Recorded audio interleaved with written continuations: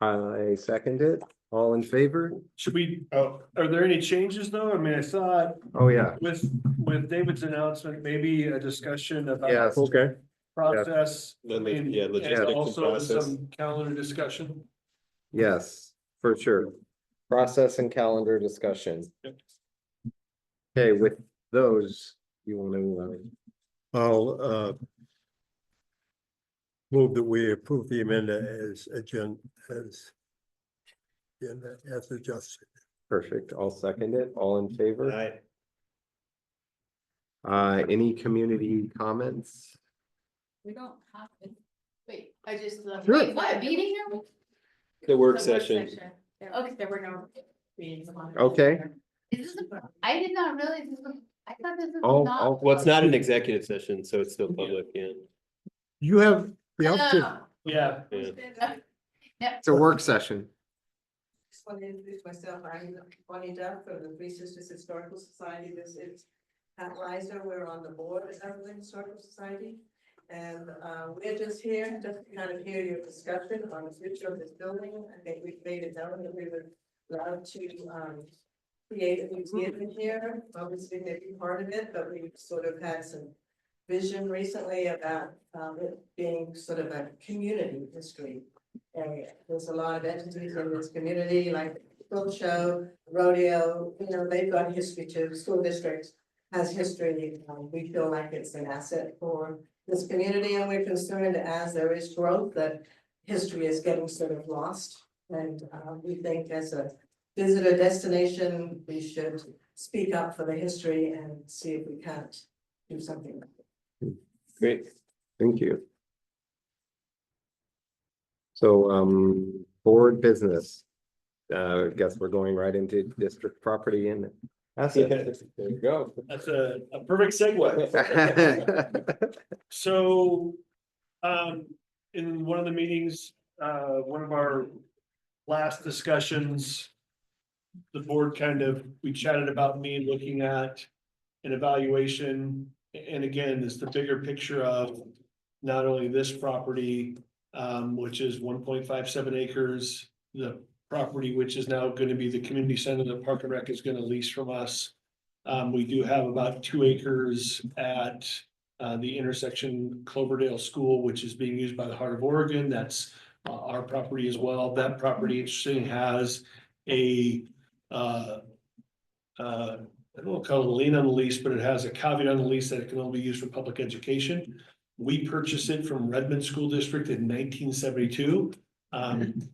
So we've had it since then. Interestingly enough, even with that rider, I would say we paid close to market value for it, when really I don't think is accurate an assessment, because it's not the rider on it, can only be used for public ed. So in my opinion, in 72, not whoever the superintendent was, I think we overpaid for it at that time, but it's been used for a variety of reasons. It has been a preschool. It has been a childcare center. It is currently being used by the Heart of Oregon in their youth corps while they continue to work on the challenges of this ever changing economy. And they're trying to do a more dramatic build in Redmond for their home base, but they're not there yet. So it still is serving us because we have kids who not only do we have a partnership with them where we certify their curriculum, but we also have students who access that program. So it's a benefit to us currently as well. We talked about the Trout Creek Conservancy, which is also district property. The district owns about 21 acres that buffers McKinney Butte, 242 past the transportation center and back to the Trout Creek. That little L that is a Frisbee golf area is district property that is undeveloped. It's about roughly 21 acres as far as just thinking of the whole picture of what the district has. As we learned in the elementary school build, there is not a massive easement. If you notice along 242, many of the churches, they come right up to the walkway with their property and their grass. we instituted a setback in our elementary school just to give that comfort kind of natural green space to set the school back off. So there is not a setback that is required other than where the pathway is, right? So there's a small easement, but there's some ability to use property if the district ever was inclined in those areas. So we still have property there. Trout Creek Conservancy, 160, I think it's 163 acres. I think we round 161. The rest of it is 100 and some odd acres. There's 262.5 total acres. With the property. Yeah. Right, and 160 of it is in the Trout Creek Conservancy. Yep. And then we acquired maybe almost 3 years ago now, 2 years ago, the Wild Haven property, which is another 2 80-acre parcels that are staggered, so it's 160 acres. We worked with the Nature Conservancy on a trail envelope to develop, and then again, for future developments, 2 possible camps where kids can sleep overnight with an intake center that's about a 5-acre development, and 2 others that are about 2 acres each with a connected trail system. Looking at the existing home, which is pretty impressive if you haven't been up there, as maybe a natural history museum, because that rock home is pretty impressive, and the history of the Stinders who developed that property, it was built by hand by them. So pretty good, magnificent property. We're starting to do some work, Rand. And some of our folks have been out and are doing some looking at improving some of the trail system that's been improved. The real challenge out there right now for continued development that, again, we had this on our bond list, but we spent all that money on the elementary school, was looking at outdoor restroom, composting toilets. How do we get kids out there and use the facility with no restrooms available? There was in the 5-acre development, which would include an intake center, potentially a caretaker residence, and some other stuff included as the installation of a septic field, which would give us a different opportunity. But still, again, those things didn't happen. So we're looking at how do we access that, take kids out there and still be mindful of how we interact with that space. That's So Wild Haven. that's Wild Haven, Okay. yeah. How So- did you said we only just acquired that a couple years ago? Yeah. Wait, So the Nature Conservancy approached the Forest Service because it's surrounded by Forest Service property. Oh, is that's a big, that's the land.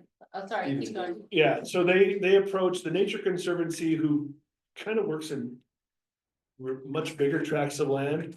I think with the Conservancy and there was firewood stuff for the people who are the caretakers out there, so they weren't really interested in maintaining that conservancy, so they were talking about donating it to the Forest Service. The Forest Service has a policy that they have to actually pay. They can't just take donations, they have to pay. And then they also were concerned about the residents there and ADA with federal statutes that it had to be, if they kept it, it would have to be improved to meet ADA standards for people to access it. They weren't really interested in that, so it turned into us being a part of the conversation, and maybe 5 acres around the caretaker residence, which we were interested in, we became the person who got the whole property. It fits into kind of our place-based learning model. What we envisioned is maybe potentially at some point doing our own outdoor school. I think Rand Runco would like to, he said, I think he explained at one point, every kid ought to spend at least 2 weeks out here from their K-12 experience. So, we'll see if we get to that point. But so we have 160 acres in the Trout Creek, and we have 160 acres in Wild Haven, and then all the district property, which is getting consolidated. That is the dialogue really along the way is, what is the future of this 1.57 acres? And this building's about 5,400 square feet, I believe, with a basement that isn't really in that calculation. And then also the little over 10 acres that is now the elementary school, and what the future is for that. I think that's a little longer conversation because we have the Park and Rec taking over, making the community center, which I think would serve the community greatly. The real discussion to the point is, this facility, if all of our academic buildings are at the other end of town, part of the conversation with Park and Rec is that they're not gonna need the Cofield Center. And so we potentially move our administrative offices to the Cofield Center, which make a lot of sense. We're within walking distance of all of our campus, right? People were not crossing town to do school business. Then that makes this open. And the question is then what to do with that. It is, in one of our meetings, we talked about getting a general understanding of what that might be. I engaged Tim Kazar with his opinion and I forwarded that on to the board. I think Tim's opinion, I'm not sure, and he states it in there, he's not sure the market would support it. But he put a ballpark on the 1.5 acres and the facility at between $2.5 and $3 million as an asset to the district. I've said this all along, if that were in consideration for the board, if selling is what the board thinks is the appropriate step, I would say that money would go into a capital contingency, looking at needs of the district. Eventually, are we gonna buy the Cofield Center from Park and Rec? How are those things gonna happen? Is it gonna be money we put in a contingency, look at deferred maintenance? Because in 2015, when we passed the bond for the school district, we deferred a lot of work at the high school roof needed to happen. Well, the middle school roof is also one that's gonna be, so, the next bonding opportunity is 2030. That bond will roll off for not as a new cost, right? To roll the 2015 bond over, and have it be a no improved cost to the community. Those things won't happen until 2030. And so we have some time where we could have some issues in our facilities that we need to fix. And that stacked on top of the PERS conversation and our operating budget, right? Those are all the conversations for the board to consider as we look at kind of that asset evaluation. The reality is, it doesn't make sense for us to be here when all of our schools, we're Joe, myself, everybody, for our staff to travel all the way down here and for us to go there for any interactions really doesn't make sense in this partnership with Park and Rec. So we're continuing to evaluate that, but potentially that means, Park and Rec originally was thinking January, they're now thinking spring break they would be moving in because of the construction has slowed a bit. So really, we're looking at some kind of time frame. It may be the summer that we're looking at that move, or it could be as early as spring break if they are out. But I think those are the dialogues, the conversations that the board, at some point will have a motion on a meeting where the decision will be made, not just a discussion, a Q&A like we are in the work session, where the board will need to make some decisions about our next steps with our facilities. So, any questions? We looked at, I know we don't wanna get into the business of being like landlords, but. Yeah. Have we done a cost analysis of what it could rent for? And Are you talking about this building? yes, cause I agree that we should, this isn't just decision, it's just an opinion that that makes sense to move this Are we- over there. And then, but what to do with this building, but we can only sell it once, and the price of real estate, it only sells once, right? And the price of real estate is especially in Sisters, it's increasing faster than sitting with a lump of cash, or even if we invest it, who knows, right? So I just feel like the longer we can postpone the sale could benefit us long-term, but I'm wondering if that. What I would An all or say, nothing. and I don't disagree, what I have two concerns, and I had these concerns that we talked about even with the elementary school is us managing and being landlords for people. It isn't always where we want to put our energies, right? That's a challenge.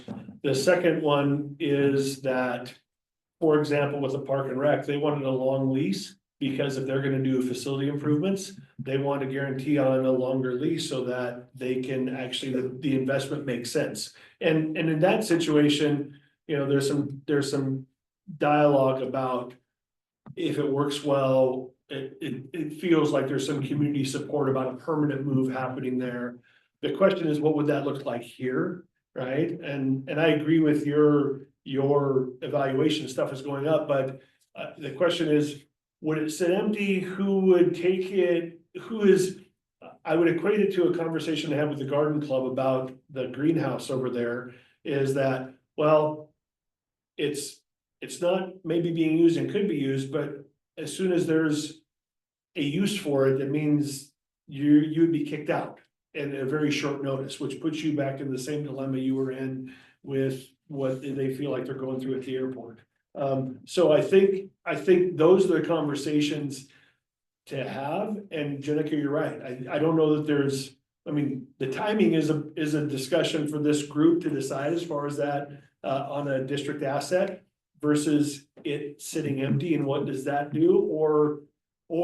Yeah, I don't think it'd be wise to let it sit empty, but I also think just being judicious about. Yeah. Like, I just don't wanna be like, oh yeah, we should like hurry up and sell it just to. Yeah. Sell it, 'cause, but I also don't, yeah, I wouldn't want it to sit empty, but if there was a way to be like, would you look it up? 5-year lease, 10-year, like, there's something, I don't know, there's. Yeah. Wondering if we looked at any of them. That, I mean, that's worth pursuing, is finding out what it, Yeah, and what is this districted as, like, can it be anything? what's that? What's it zoned as? So it's zoned right now, would have to be rezoned for any, that's the other challenge is. Like our conversation with the community center, right, it is restricted on what it can be used for and who a tenant might be. And so. Talking to the city, I mean, nothing's a guarantee ever, right, with their process, but it would have to go through as if we chose to rezone it. We would have to, there's one of two ways to do it, I think Tim put that in the email as well, either. The district does the work up front and works on the zoning so it can advertise it as a rezoned property. And I would believe if that happens, then right now we're exempt from property taxes. I believe once it would be rezoned, it wouldn't be exempt from property taxes, even though it would still be our holding. I'd have to double check and get some counsel on that.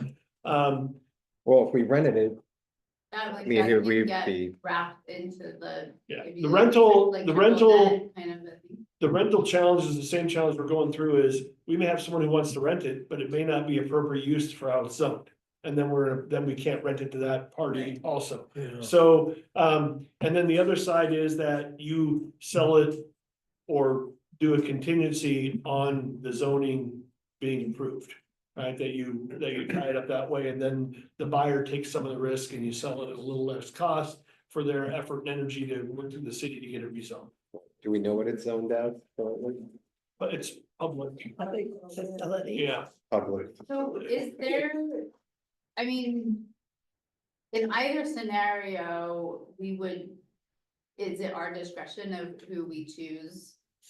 That we would want to rent it to or sell it to, right? Like, or are there legalities? around Well, that? I think we'd have to look at, As long as so- there's not conflict of so interest. for example.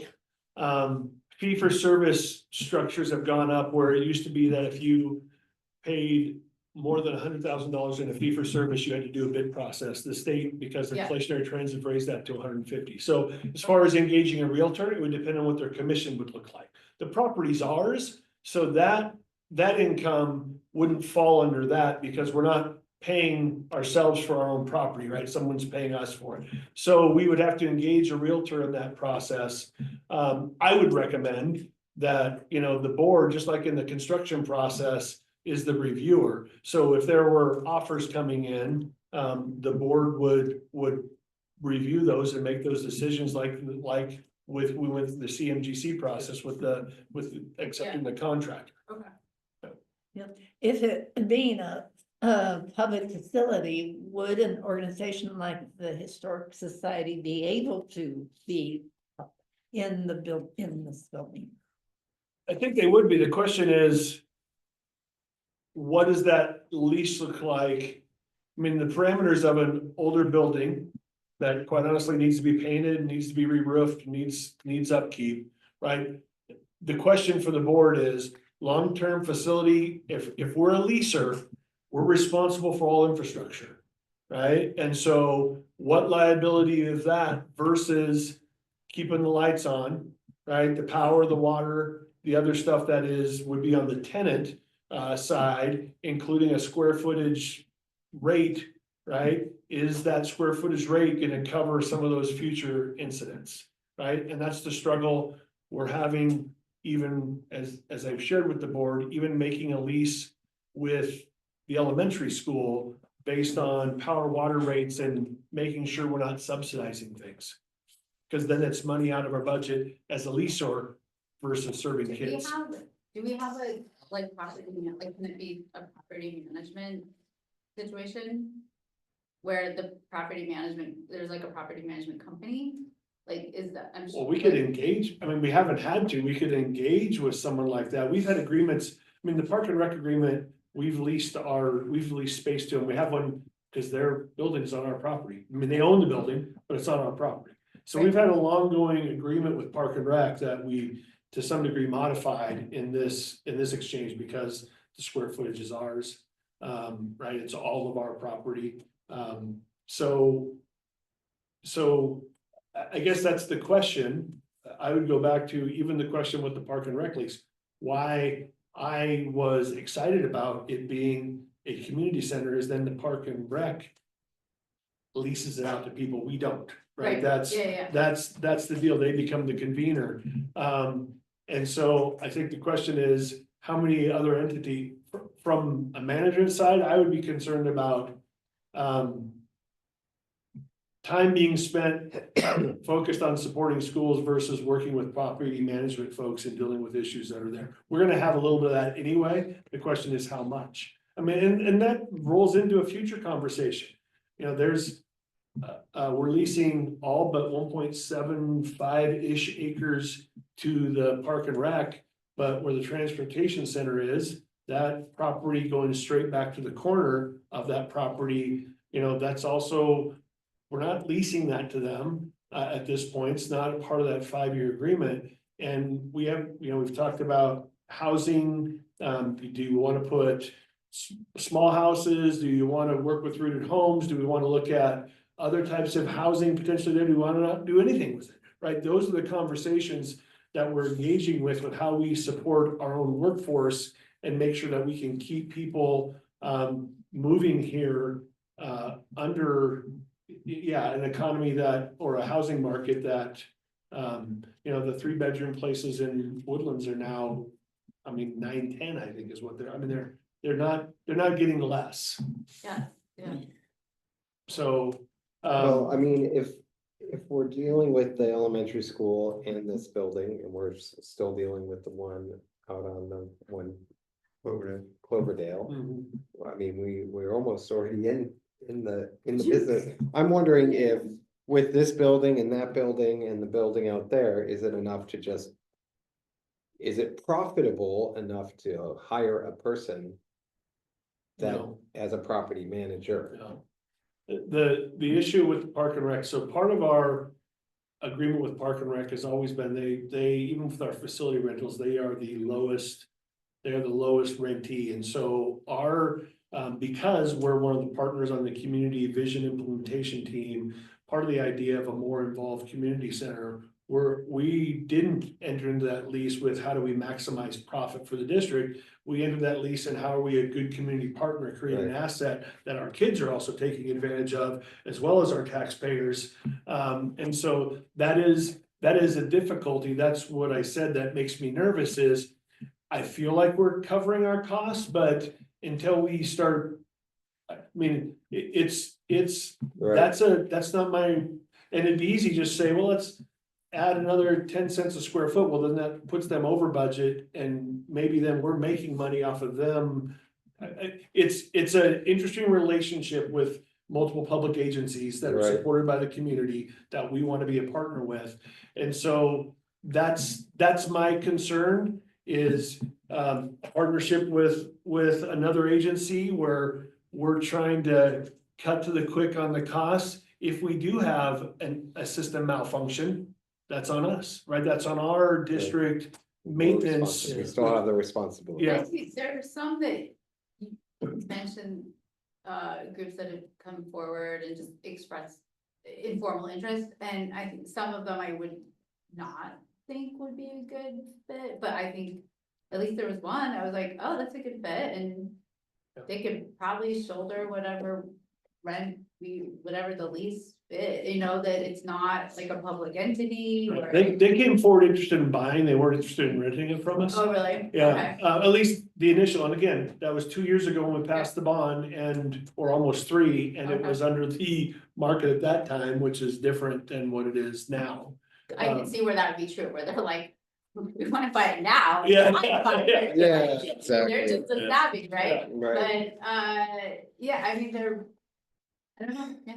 And again, there's no decisions, I think the conversation is just what is, I mean, there will be things, it would seem very unproductive if we're gonna, at some point, move to take over the Coalfield Center as administrative building and not have a plan for this. That's why this is the I biggest agree. part of the It's- conversation is because right now, It's gonna be this the empty facility to building. sit empty, it would not make any sense. Yeah. And then the question is, would it make more sense to sell and have that capital asset sit in an account in case of emergency for the district? Or is it better to lease it and be a community partner with somebody else, but still have the maintenance of this facility? I mean, though, that's really what we're talking about, the difference.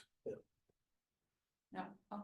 No, I appreciate the chance to just chat about it. Yeah. And so at some point, it's not been on the topic, but at some point I see in this winter and spring or, February, March, that, the board probably will be, it'll probably be a conversation about what's the next step. Because, that's the timing, if we're going to move forward with any relationship when we leave, we're gonna need a little bit of a runway to get that going.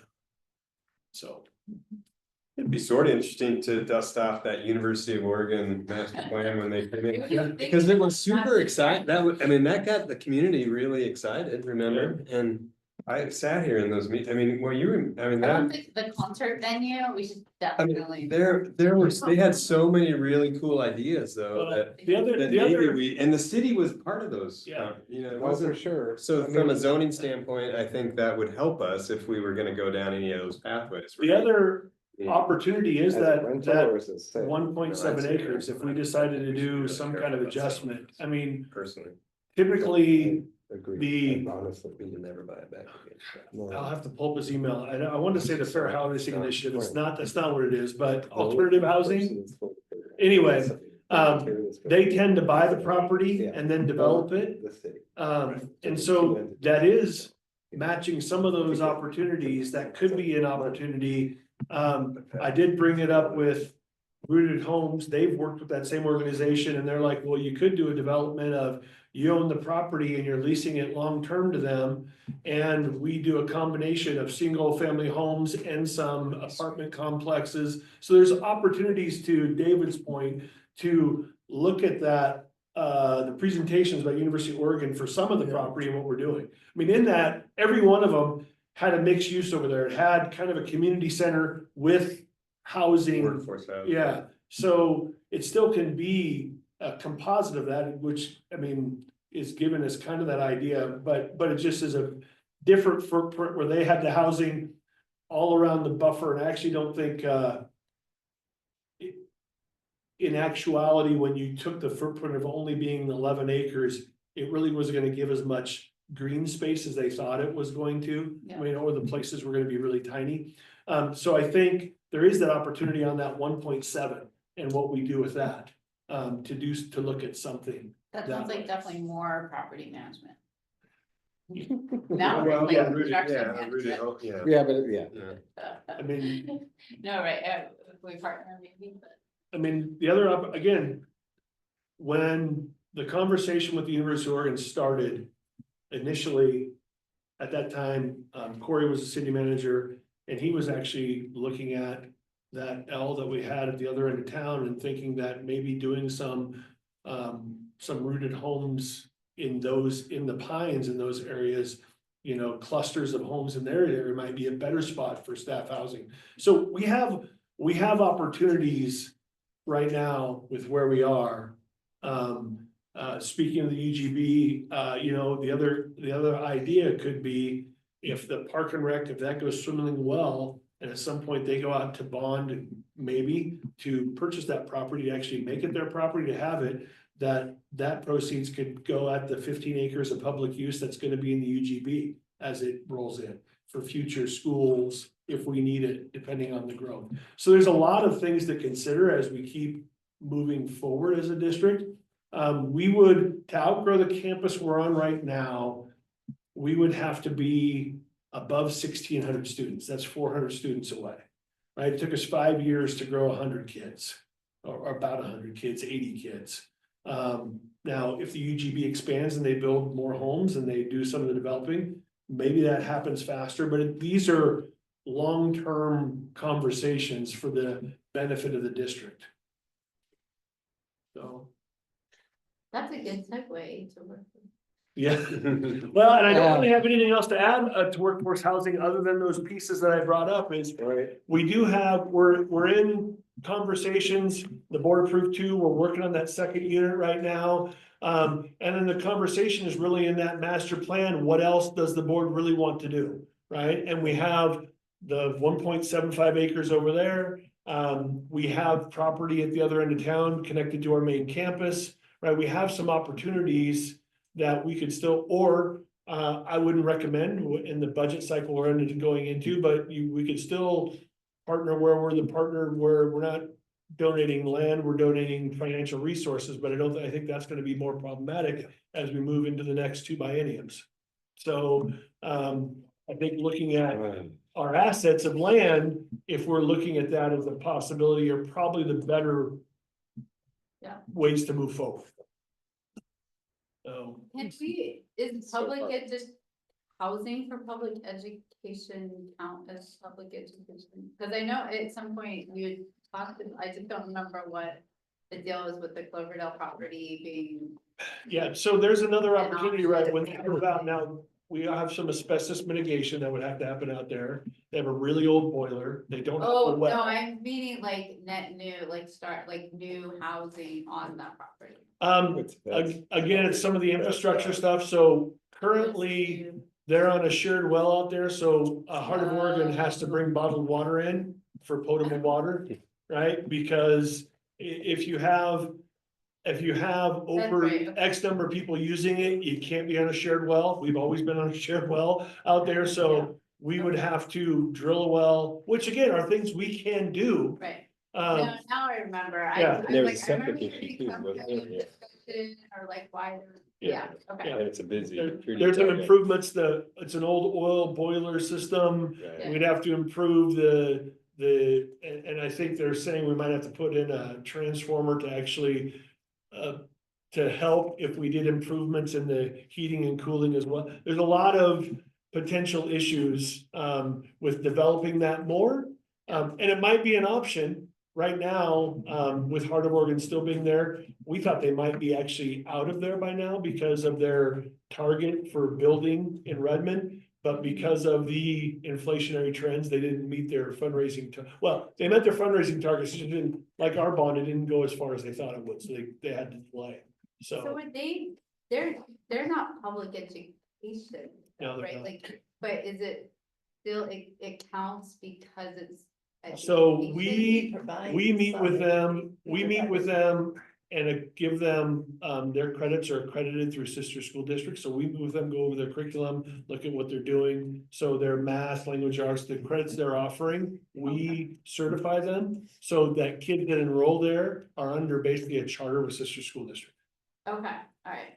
No, I just have some like miscellaneous thoughts and I'm just trying to piece them all together. Okay, thank you. So I mean, I feel like we need to get that property, you mentioned it needs to be a quick plain deed. Yeah, we're trying to work through the process of what that entails to do and whether it's.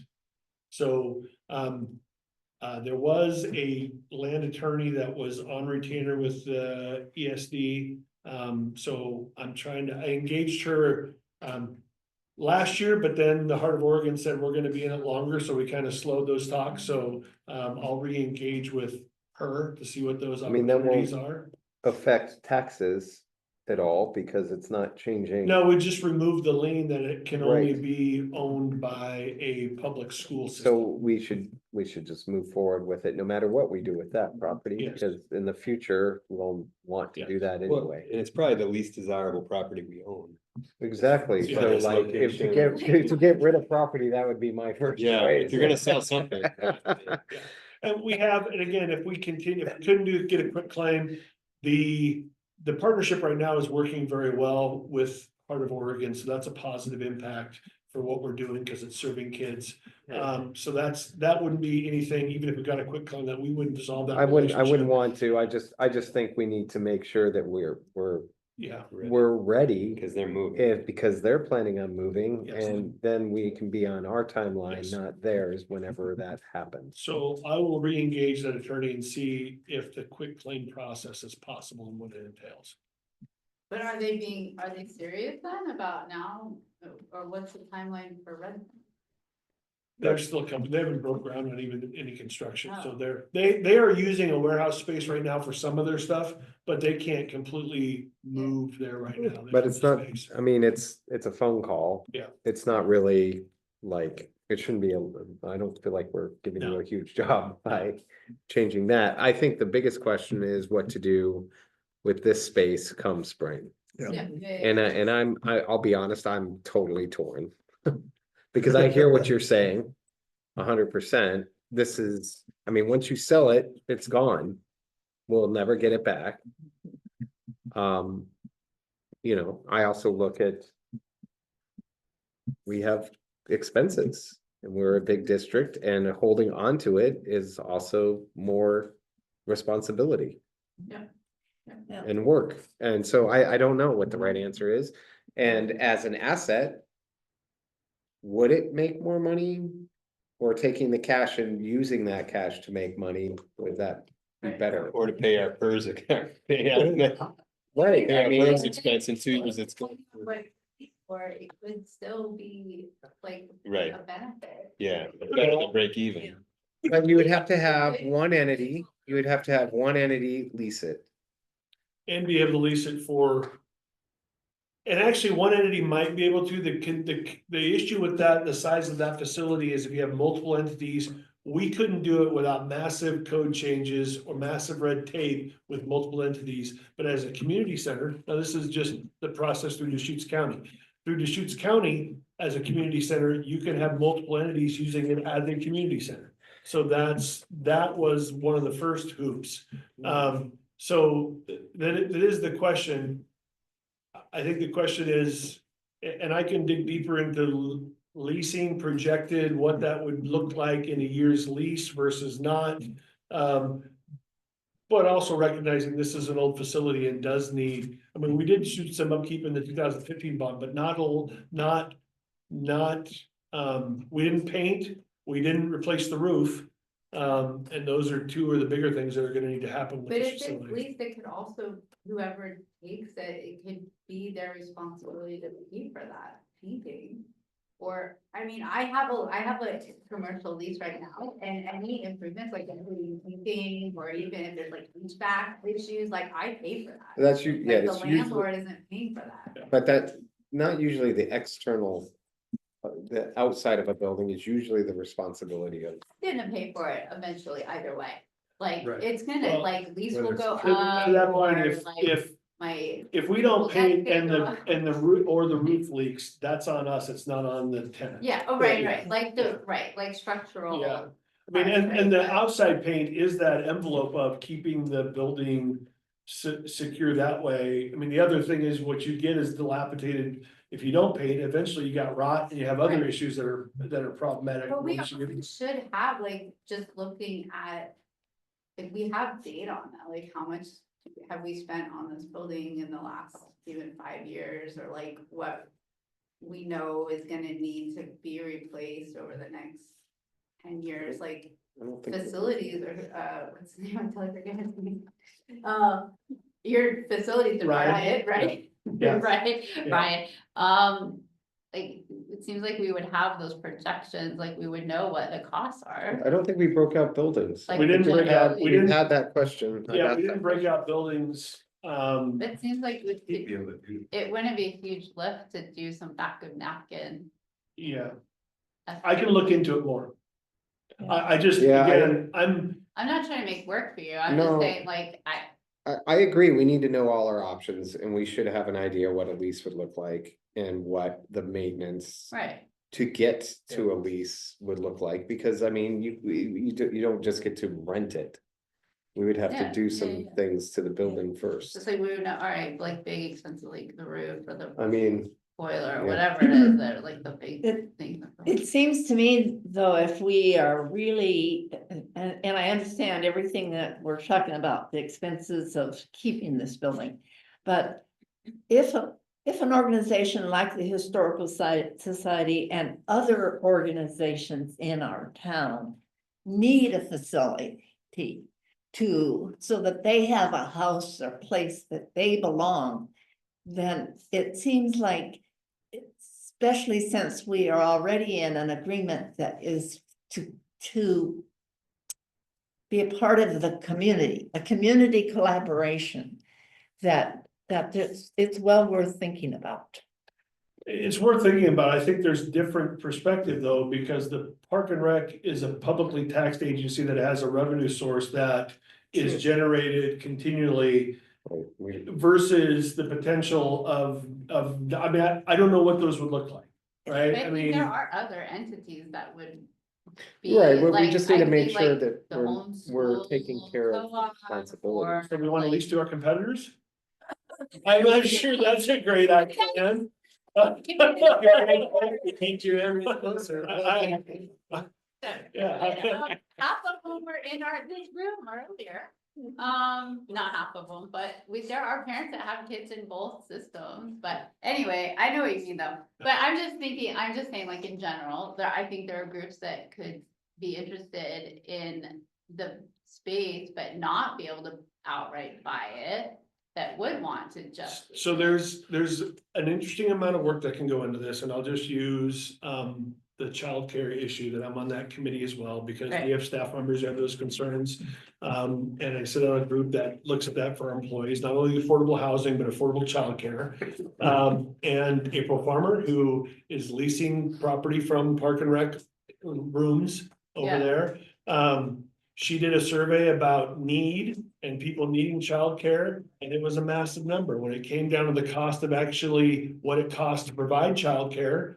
Oh, yeah, She went from 32 people who said, yes, we need it, to I think they have 6 in childcare right now. yeah, So the problem is, we could ask all the questions and people might say, yeah. yeah, That's my concern, is she put a lot of effort and energy into trying to build a study so she could have a business plan that would fly. And she's concerned right now whether she's gonna be able to do it for more than a year or two. yeah. So No, it's, yeah. I think that's- insane. again, I will do what the board wants me to investigate, but I'm concerned that there could be a lot of work for no return. Right, and I get the. I mean, it would be nice if we could just. Give the building to a museum, that would be amazing, but if the responsibility falls back upon us. Yeah. And it becomes a burden, then we have an issue, with our commitment to the district. I mean, that's the biggest thing, is our I'm commitments to the district. somewhat concerned just politically, right, if we go through a bond in 2030. Right, if we haven't been responsible with, to your point, Jenica, whether we lease it for full rate or not, or whatever that looks like. I am concerned a little bit about people going, well, you're giving the Park and Rec a deal, you could have used money earned on that to do something else, why didn't you just sell that building? Right, I think the long-term projection for us to maintain facilities, everything that we are gonna do as a district will have an impact on the next thing we do. Right? And so I do think that's one of the pieces, and it is something that I am concerned about. I'm not concerned in the short term because it's still our property and I don't believe there was an impetus to sell a building with the projected growth in the community. So I think that's a pretty safe experiment as far as that risk goes. But this is a much smaller, different one. And I think those things are gonna come in play in 2030 when we're looking at a pack that's gonna be put together to hopefully support another maintenance bond. Cause we'll have the work, well, we already have the work to do that we're gonna defer until we can get there. So again, just a lot of things to think about for the board. I agree, Ace, it's not an easy conversation, it's Well, not gonna be an easy decision. Yeah, and I mean, the last thing I was just saying. You know, to David. The two entities that would pay the kind of money that Tim said this building is worth is either a developer who would completely destroy this building. Which I have no interest in, Yeah, or the city who might preserve it and use it. I don't think the city wants that. I mean, The that's city, an the mayor assumption. was in here asking about it Really? in one of our board meetings, yeah, he showed up and. yeah, but the conversation is, I guess I wasn't what sure. if they're looking at it? If And we hand it to them. So I I was Maybe, I'm like- think there's Yeah. another question for the Yeah. for the board, is that would maintain it as a public property. Yeah, Right, Right, and for their use, that value is completely different than going through the process of rezoning it and making it a commercial property. yeah. right, The value is completely different. so Can we get the city to pay our PERS? Yeah. just throw it on there as a right here. So again, and we went through that Now you're with, talking politics. with, with Love the right of way for the roundabout. That evaluation was pretty small. Oh, I'm sure it was. a I joke. mean, it is because it's a public right of way and going to the, I mean, and that was. Again, that is, I would struggle in that process because I don't think we're doing. The district, I don't think we're serving the district well if that were the avenue we I hear went. you. Yeah. no. I mean, I would recommend we either keep it and lease it at as high a rate as we could, or sell it At the as a highest commercial. rate At the we highest could. rate. I mean. That just because No, we've added. 40,000 square feet at the other end that we have to maintain, it's new, but we still have to do all, I mean, there's a lot. so Kurt, your recommendation to the board. For the best, what's the best option for the district in your opinion? I would. I think Jenica has a fair point. I think either it's a lease at a really, at the top rate for leasing, but we would have to make sure that's possible through the city, which I'm not sure it is. Or it would be sell. And have it At top rate. rezoned. Yeah, I mean, I think, and that money would sit in a contingency that we would use, right? If the relationship with Park and Rec doesn't work, Park and Rec will be back there. And then in the last bond, again, language was that we might build a new central office at that end of town. We would have money available to potentially look at that kind of construction, right? From the sale of this, which is in a better, if it's rezoned commercial, we have the property already, it would be just the facility. So I think, but those are all considerations. I'm not a very sentimental person. I have been accused of that many times, but it is true 100%. So, I do understand that. So but I do worry about the future, what we do with our assets, I believe is gonna have a future impact on our success of bonds. Which we are gonna rely on. But we need, All schools but rely really on what we need before we talk about it anymore is numbers. We need to know. Yeah, I We need think, to I think know- you've given us a path. We need to know what this could, if we leased it, Yeah, what that looks like. Right. So we need to have that. And what deferred, investigation. and the deferred maintenance, what we're looking at. Right, You know, so Ryan could maybe cost- break some of that out. Cost to get there. Yep. And then, Even I think ballparks would be better. Yeah. Yeah, just to get an idea. I hear what you're saying Tim should know about that. a maintenance bond in 2030. I also am not sure that everyone looks at every piece of property the school owns to have an idea. When we're talking about roofs of the high school, and that's the focus. I'm not sure Yeah, I think the bond, I mean, if it's gonna, I mean, I get what you're saying, and yeah, I mean, it'll affect it, I just don't know. if it- What did it pass? We had people, In I will just 2015. say, Huh? and you guys were all a part of this, some of the feedback was, why don't we sell that to reduce the bond rate? Yeah.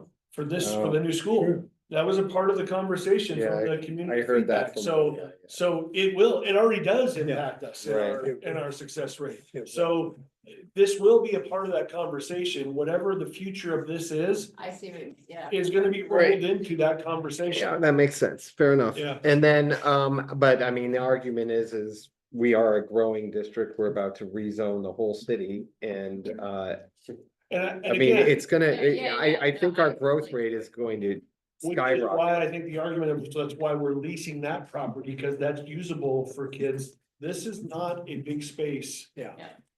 And disconnected, right, there's not really, there's not I But it don't know is a- that we want kids running in a field right next to the roundabout. No, but I which mean, it is a big much of a asset, field Anyway, but it is a big asset, and Yes. even if we.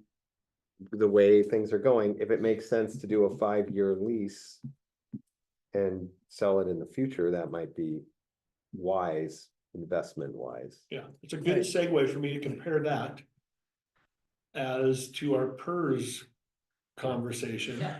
which is that there's always risk, right? The people who bonded in 2007 versus 2003 were at the will of the market, right? And so things are good right now. 5 years from now, the market could, I mean, I just want to a bull market Absolutely. doesn't last. And in 2003, when we bonded, we did really well. I think I shared, we had about a $6 million savings over the life of that bond with our PERS rates. The people who did it in 2007, 4 years later, it cost them money, right? They're paying more because of the crash in the market in 2008. So, and they never recovered from it. So those are the risks. I mean, it is, nobody has a lens. I'm just trying to present the full picture. Yeah. That if it stays a bull market the whole time, yes, good win. Yeah. If it doesn't, then it may not be a good win. So again, part of the conversation, you guys will have more fun in those dialogues as we keep, I guess you won't, but the Yeah. board will.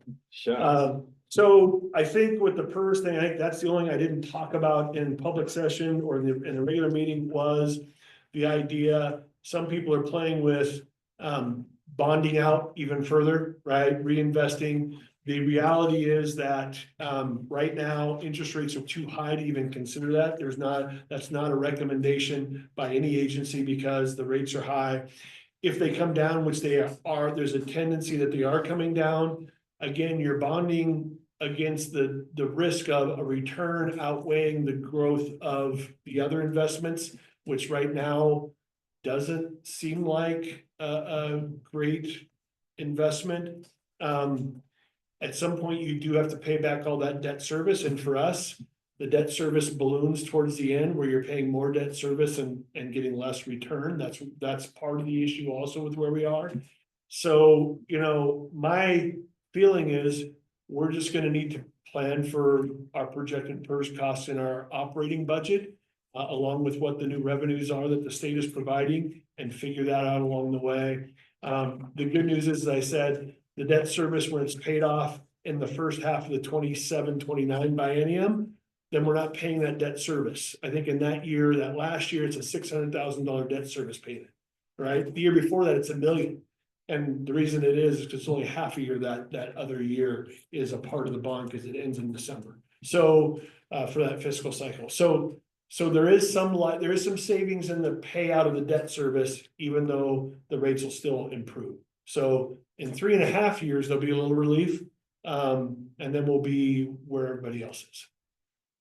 And then we can hope that well, I don't wanna hope that on anybody. We'll just hope that the PERS rates improve for whatever reason those may be. You want some people to die, don't you? I'm hoping, well, we're hoping to some degree, the dialogue is, That's, we do not believe that, going back to the recessionary trends, we do not believe that there's gonna be any legislative saving right now. The conversation might be if, for example, some districts who are having to cut massively because of these first rates increases. There's actually, and not just for that, there's districts all over that are in financial crisis. So the impact of that, will that sway any public sentiment about tapping into the rainy day education fund, offsetting the cost of PERS for all districts, right? That's a longer runway, not for this biennium, 25, 27, but there's some conversations about 27 to 29, because that's gonna get hit then as well. So there's still potential conversations for some improvements, maybe in that second biennium. Again, hers is like a hot potato. No one wants to hold on to it for very long. So I'm not optimistic about that happening. I think it's probably just gonna be, we're just gonna have to be mindful of it in our budget as we move forward. What, So- I know you've talked to other, tenant, I'm sure. On the topic, what's the city do? I mean, or what's the other public entity? What are, has anyone? They're gonna do what everybody else is doing, and they're gonna look at how do they reduce to internalize those costs, because. Yeah. I mean, now, again, it depends on what happens with the budget. For example, if we, not that this is gonna solve anything, I mean, solve the bigger problem. But if we continue to grow, right, we've been growing about 20 kids a year. So if we grow by 20 kids, that's additional funding to us, that helps. It doesn't solve the problem, right, but it helps, right?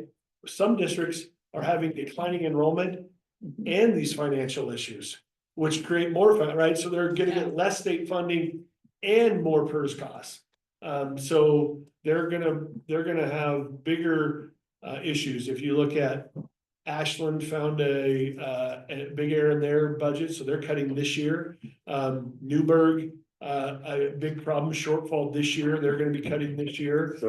Silverton, big issue. There was another place that outsourced their bookkeeping to wasn't internal, and they just discovered a problem, and so they're. Yeah. I mean, so there's several districts in crisis right now, and there's gonna be more next year as we roll into the PERS issue.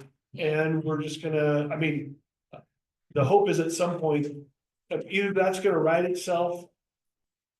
And or we're gonna continue to see some attention to the state school fund, but it doesn't. If I'm reading the tea leaves, again, I would say there's probably not a legislative fix coming. It's gonna be that it's gonna be, hey, we're gonna give you more in the state school fund, and if your PERS rates are zero, then great, you get offer more for kids. If they're not, then we've given you a little more money and you just have to allocate it how you can in your district. That's what I think it's gonna be. And it doesn't have any public, there's no favorability, No. like in public. Well, like I perception said, as well, like no. some districts are seeing a 0% increase Yeah. and some are seeing a 17% increase. Yeah. Right? And so it's across the board with what the sentiment is, because some districts, they don't care, they're not getting impacted at all. They don't want to do a PERS fix because it's not impacting them. They have a 0 increase. Like people are like. Yeah. So, Okay. Well, yeah, I mean, the optics Good for luck us to you are, in June, right? that probably has more of an impact than almost anything else if, from a standpoint of renewing the bond. I think if people realize in this community that we're cutting programs because our PERS costs have gone to 26% of our budget, that's gonna be the catastrophe. well, the selling point is just like this, like I would Hard sell. recommend we would not use any proceeds for this for operating costs. Right? It's about capital assets, it's about deferred maintenance, it's about the facilities. We have to just keep it very clear that those buckets are different, and we have to mind our operating budget and make it work. Yeah. That's what we're gonna have to do. And if that means, whatever that means, we've gotta make sure we can manage that in the next 2 Yeah. bienniums. be fun.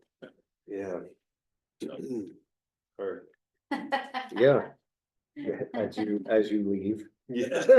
I'm gonna be thinking about you guys Yeah. though, every single, I'll yeah. call you after every meeting, every single meeting I'm calling you. So board superintendent goals is just a follow-up that, You can- we approved the goals for the year. But it's just a reminder that every year we talk about having my evaluation done more Timeline. March and April, right, instead of June. Think about it. Instead of actually August, September. Right, and so We have very good. I would just encourage the board to start engaging in those dialogues. Yeah. If we're gonna try to hit that, you know, we reapprove staff, we give them notice by May 15th at state law. Or excuse me, March 15th. So that's the timeline that we let people know we're renewing their contracts. As far as their performance, if we have budget cuts, that's a whole different issue. There's a whole different process for that, but if by performance, we let them know if they're doing what they should be doing and that we're approving them for reemployment. That happens in March, those recommendations. And so trying to keep me close to that cycle would be good. And I think that's, so if we could get it March, April, May, maybe not June.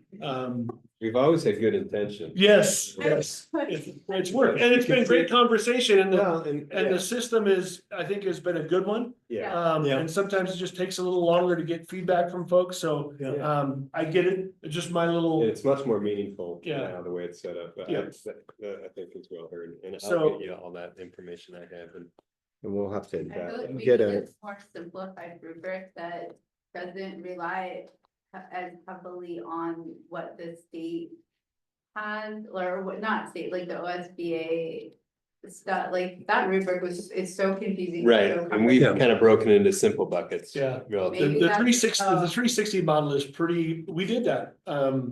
Well, I think it was Or did- before a few of you folks, we did that for a couple of years, and it was, I will say, I don't want to speak for anybody on the board, Jeff. Yeah. But I think the process was so intensive Yeah, that they're like, well, okay, we did that for 2 years, maybe we'll look at a different model. Yeah. for- maybe Doris will take us over, yeah. And focus more on the goals as well, like if these are the goals, how are you doing against those goals versus like.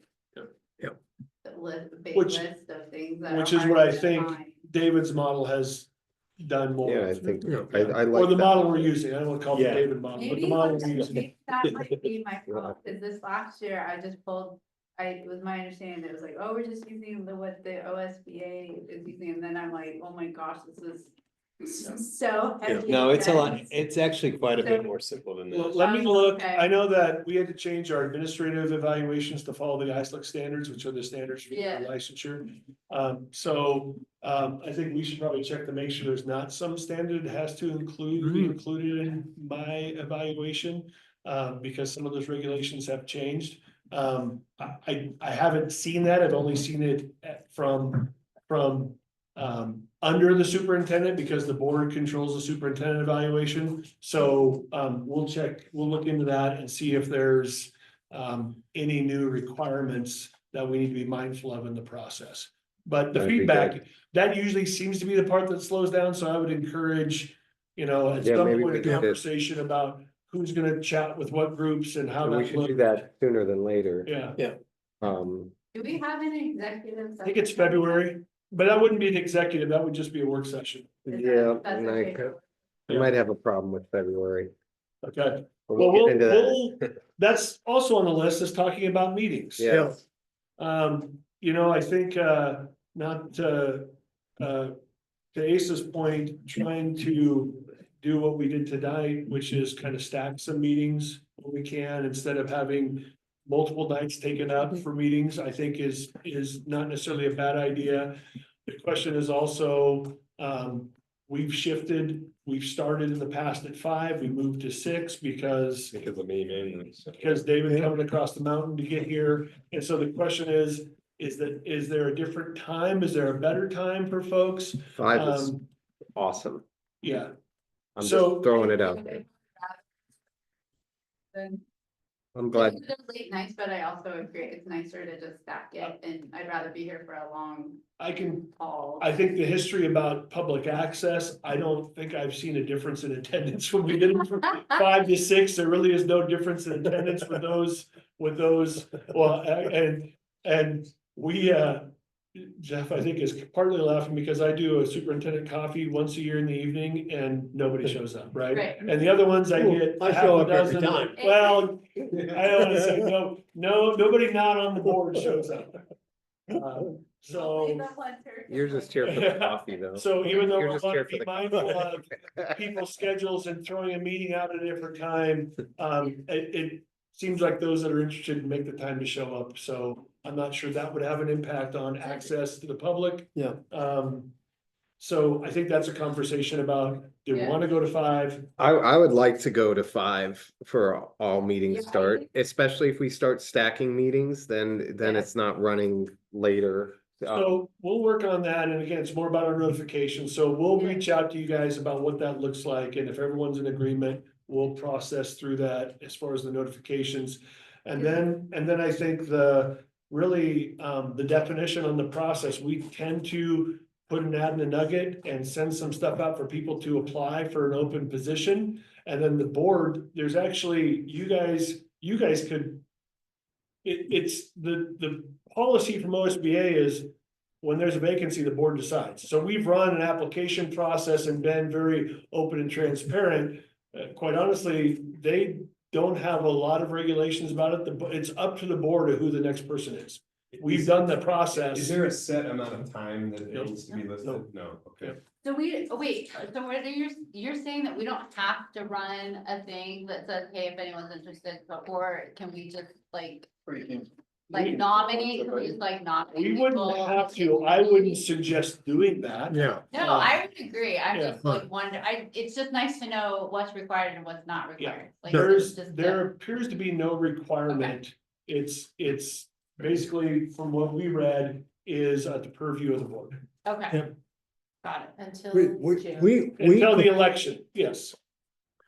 we could write 5 names on the board in a jar, 1, 2. They showed up. And pull one of those, is that right? What's your name? And pull one of those names out of the jar. just volunteer. So the process we've used is to put some kind of notice, although I would also encourage that we try to move if we're moving the January meeting to the 15th, it'd be nice to have the person on by then, Yeah. so having Amy and I work through a process with you guys to get that done, to where we could get Yeah. return of applications that you could screen, interview folks, and have an appointment by that meeting. So, and I'm assuming since I'm still technically on the board, I would be involved in that process. Is that true? You're not part of you just resigned. But I resigned with the caveat. Why am I here? That's a good question. So with the caveat, well, and I'll do it either way, but with the caveat, I'm pretty sure this is true. Don voted in my resigned. appointment. Is that I don't wanna leave the board with now. And I only took his with- chair. With only 4 members Let until we replace the 5th. let me reach out to Melinda and see, it might be that you're then resigning pending the next meeting. And that's what I That's really what I meant. I would mean, to you do might when I be, resigned you might was- be able to be involved and be a non-voting, but the problem is you could do it, having a 5-person board, if there's only 4, you could have a 2-2 stalemate and not That's actually right. vote somebody Yeah. in. Yeah. So let me reach out to Melinda. Well, and get her- and whatever the feedback. right thing to do is, I know that Don voted on Asa's appointment, Yeah. when we appointed. Yeah. When he resigned, but. Yeah, maybe ask her, because I'll do, whatever Yeah. the right Okay. thing to do is. I would say in general, the process that we followed for when Don resigned, I feel like that worked really well. Yeah, it's just about the timeline, it's getting Yeah. it posted. Right, I think we should do it a little as fast as possible. Yeah. Well, like, does any, Amy doesn't have anything else going on, so nice. Well, I'm also, I mean, I'm looking out for this guy too, who's Oh, yeah. Oh, trying yeah. trying to get out of here. but the Well, reality is, if you don't find a suitable Yeah. candidate, Okay.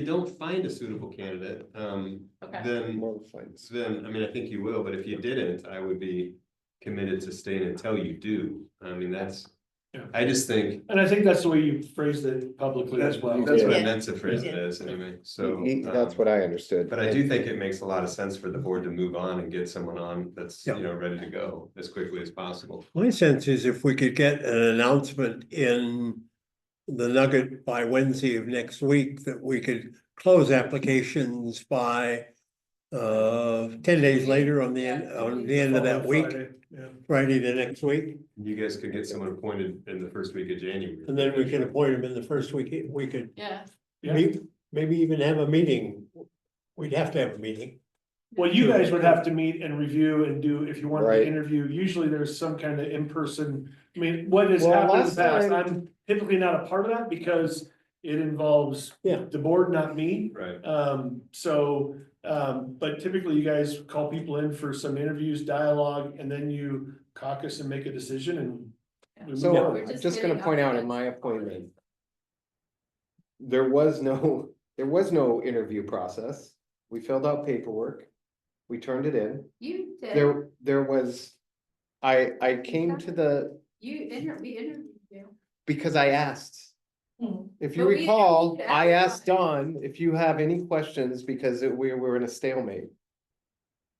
There was Well, two but votes we- for me and two well, right, against me. because I was And You- he I was was at gone. that, and then I was gone, but I came. But at the next meeting, I was there and the Yeah. candidates You were, did. Asa was sitting right there and I had to make, it was an open meeting and I. So the board can decide this. We can have more discussion. I I don't would, remember that part. I know that, and I must have gone black. You asked me Asa, so I many hard apologize because I don't specifically remember yours. questions. But typically it's been a application, if there's multiples that are qualified, there's been some kind of interview dialogue Yeah. with the board, and then the board has caucused and made a decision. I would, regardless of what happened for all of you, I would recommend that to be the process that the board takes. Yeah. I agree. Moving forward. No, I clearly remember those because Jeff asked the most awesome But there was a question. third candidate. Compared to one of the applicants. So their voting process.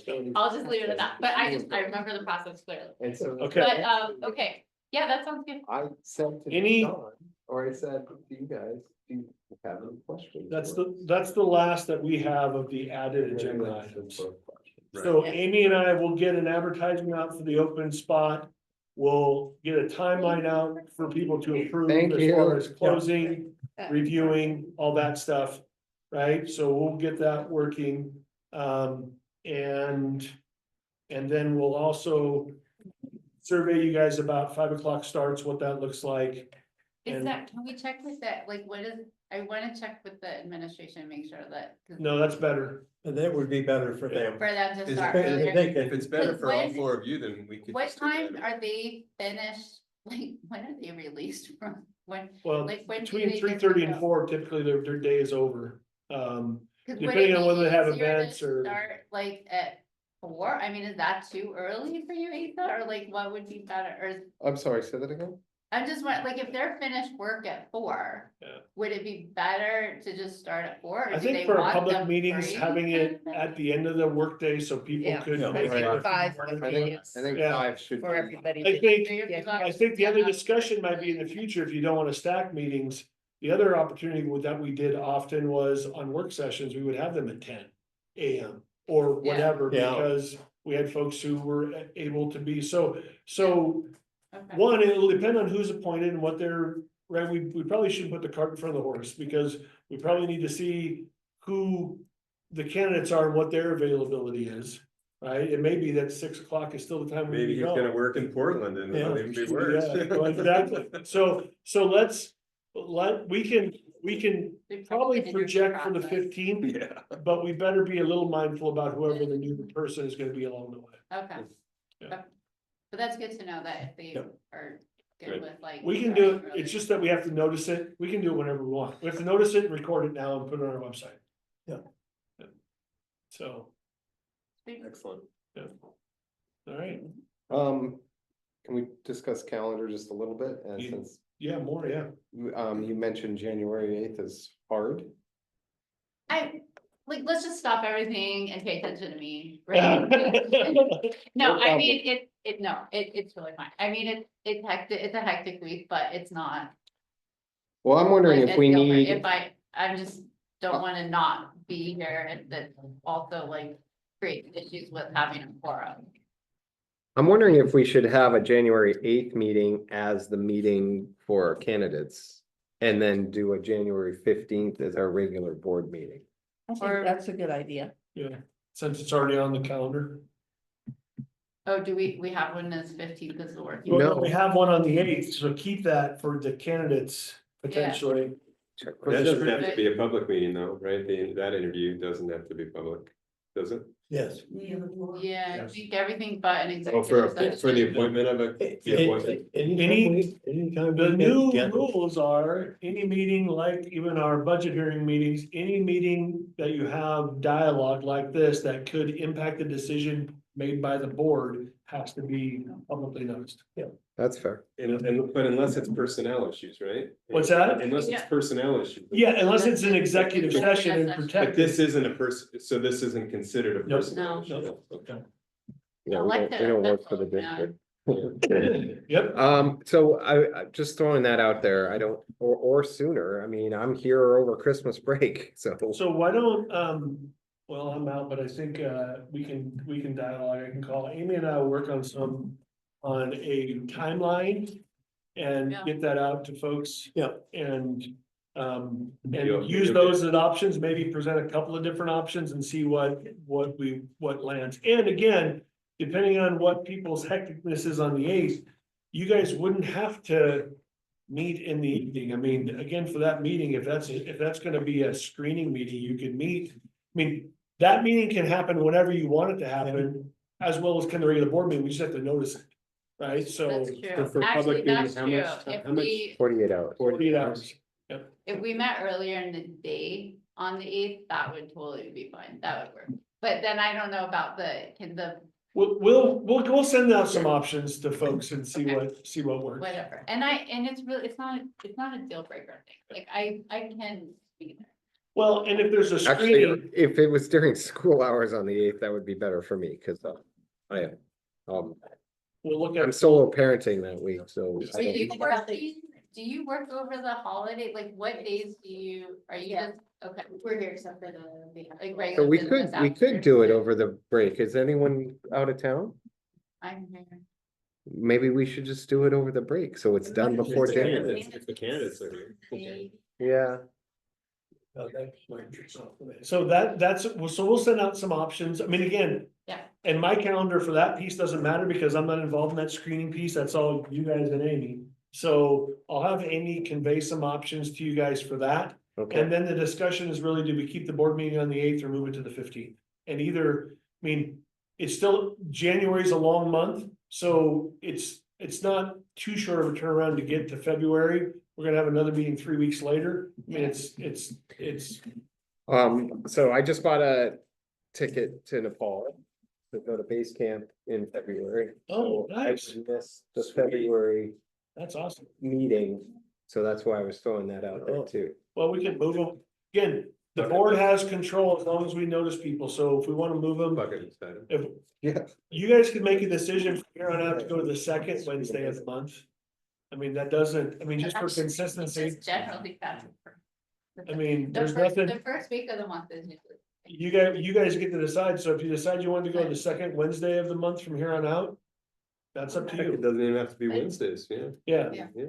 The second So many Wednesday of possibilities. the month. Only day that I can. This is hers. Only day of my David, bed. you leave it, just like. Gotta just all- open, everyone's so excited. The possibilities are The endless. second Tuesday. So let's have potlucks and parties now. Yeah. Don't invite Dorsey. Send them pictures though. Dave's gone, let's figure that out. So maybe, but I do agree that like, just waiting to see who gets appointed, that didn't have like, kind of a new start. Yeah. at the time. Yes. Okay. All right, well, do we need to, well, as currently, we have a meeting January 8th. Are we moving that time to 5 PM? We are They gonna. can send us options. All we're right, gonna you'll send us communicate that options. out, Yep. Great. We don't know what we're doing and we're happy about it and this meeting is adjourned. Hey. Today's your birthday. Wow. Come so far. Embrace campus community. It's making me get up. I'm up for that. Hi. Sarah Keith, some of you know me, and I've lived here a really long time, so I have a distinct feeling we were gonna say that today. You did? Yeah, How'd you know that? I just kind of figured, since Dora was getting ready to graduate. Which does another year, but yeah. Yeah. I was thinking, I was thinking, you know, a couple more years. My term's up in the end of this, was up at the end of summer. But what happened, which is, I'm sorry, I'm Asa, nice to meet you. Nice to meet you. Yeah, so what happened was my hospital's affiliated with Corvallis Hospital, which just kind of came out of nowhere, and then I got asked to lead the specialty service affiliation part. I needed a position to kind of be that champion. I'm like, I don't know if I do that, but it's really a cool opportunity, and so I'm gonna do it. Which means 5 days, and I'm over there, and that's why I was late today.